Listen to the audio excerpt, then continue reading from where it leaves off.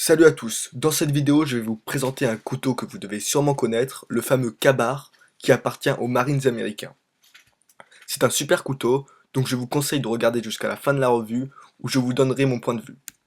Bref, je vais d'abord commencer par vous décrire l'histoire du couteau, je vous donnerai ensuite ses différentes caractéristiques, et je ferai quelques tests de coupe. Et pour finir, comme je vous l'ai dit, je donnerai mon opinion. Tout d'abord, il faut savoir que ce couteau est légendaire. En effet, il a été créé en 1942, pas longtemps après le commencement de la Deuxième Guerre mondiale. Il a été réalisé en collaboration avec le département des Marines, qui désirait un couteau polyvalent, plus exactement un couteau de combat qui pouvait également servir de couteau universel, donc plus ou moins couteau de survie. Plus la guerre avançait et plus le couteau a été reconnu par les Marines pour sa qualité. D'ailleurs, lorsque les gens parlaient du couteau, ils y référaient au couteau Ka-Bar. Ka-Bar était à l'époque le nom de la marque et non pas du modèle du couteau.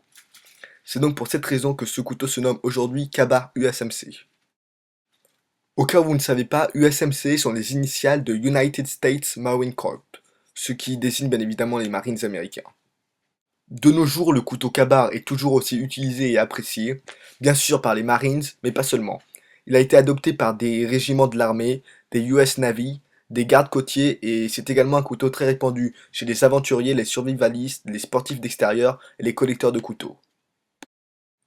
Bon allez, assez parlé. Si vous avez d'autres questions sur l'histoire du couteau ou si vous voulez savoir d'où vient le nom de la compagnie, vous avez juste à m'envoyer un message sur les commentaires. Mais je ne veux pas faire la vidéo trop longue pour ceux qui veulent juste regarder la revue du couteau et qui sont pas intéressés par l'histoire. Bref, le couteau mesure intégralement 30,5 cm. Il pèse 318 grammes sans l'étui, ce qui est plutôt léger pour un couteau de cette envergure. Passons maintenant à la lame. Elle mesure 18 cm et elle est réalisée à partir d'acier 1095 Crowvan. Je ne m'y connais absolument pas dans les différents types d'acier, donc si quelqu'un peut m'expliquer les différences et leurs usages respectivement, ça serait très sympa. Bref, l'épaisseur de la lame est de 4 mm, ce qui est suffisant pour bâtonner, mais pas trop massif pour pouvoir poignarder. Parlons maintenant de l'étui. Contrairement au couteau qui est fabriqué aux États-Unis, l'étui en cuir est fabriqué à Mexico. C'est un étui vraiment très simple, mais qui vaut son prix. Sur la face de l'étui apparaissent le nom du couteau et le logo des Marines. L'étui possède un bouton, ce qui permet au couteau de rester stable. Il possède également une boucle pour passer l'étui à la ceinture. La boucle est suffisamment grande, elle est donc compatible avec n'importe quelle ceinture, qu'elle soit ceinture de militaire, tactique ou même une simple ceinture de ville. Pour finir avec les caractéristiques, le manche est fait à partir de bois et de cuir.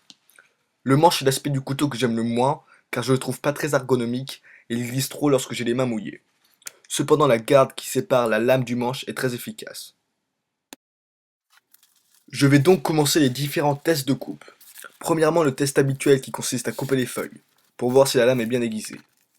Avec une feuille la lame coupe très bien, j'ai donc décidé de prendre une dizaine de feuilles et comme vous pouvez le voir, on obtient le même résultat.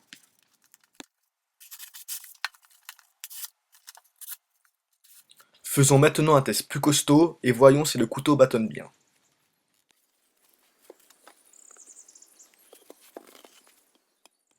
J'ai pris une bûche d'une dizaine de centimètres de diamètre et comme vous pouvez le voir, il n'a aucun mal à fendre la bûche. Bien sûr, vous trouverez des couteaux avec une épaisseur de lame plus importante qui feront un meilleur travail, mais ça reste impressionnant de voir que ce couteau, aussi léger soit-il, arrive à exécuter des tâches qui demandent robustesse et solidité.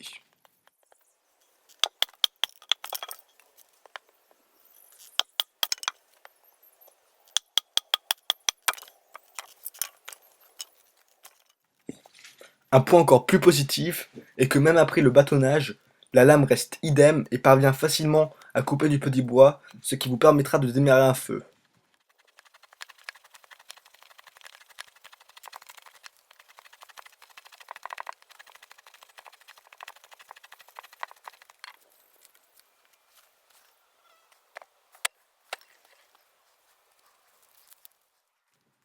Le troisième test consiste à hacher. Bien évidemment, comme son nom l'indique, le fait de hacher devrait être réalisé avec une hache. Mais j'étais très intéressé de voir comment le Ka-Bar se débrouillait.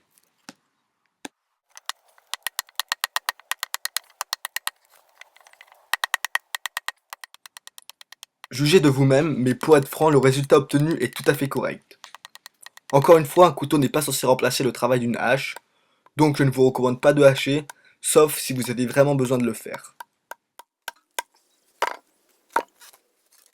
Pour finir, le dernier test va être de poignarder, car à l'origine ce couteau est quand même un couteau de combat.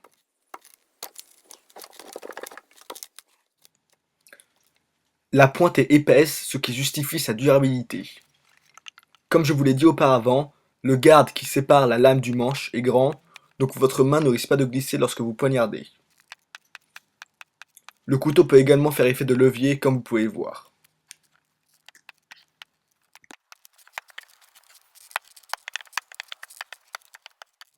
Voilà pour ce qui est des tests. Reprenez-moi si j'ai tort, mais honnêtement tous les tests que j'ai effectués sont positifs. Certes, le couteau n'est pas le meilleur en ce qui concerne précisément le bâtonnage ou à l'opposé des coupes précises. Il existe des meilleurs couteaux de survie, des meilleurs couteaux de bushcraft ou des meilleurs couteaux de combat, mais celui-ci est le meilleur des couteaux polyvalents car il est très efficace dans ces trois secteurs assemblés. Donc si vous cherchez un couteau multitâche et plus précisément couteau universel et couteau de combat, le Ka-Bar USMC est 100% pour vous. Cependant, si vous êtes intéressé uniquement par un couteau de survie ou un couteau de bushcraft ou encore un couteau de combat précisément, je vous conseille d'acheter un couteau spécialement conçu pour le secteur qui vous attire. Avant de finir, je tenais à vous dire que vous pouvez acheter ce couteau sur de nombreux sites internet comme Amazon et d'autres sites de couteaux. Il coûte environ 75 €, prix qui est complètement justifié, et d'ailleurs il est garanti à vie. Merci d'avoir regardé la vidéo et n'hésitez pas à commenter si vous avez des questions.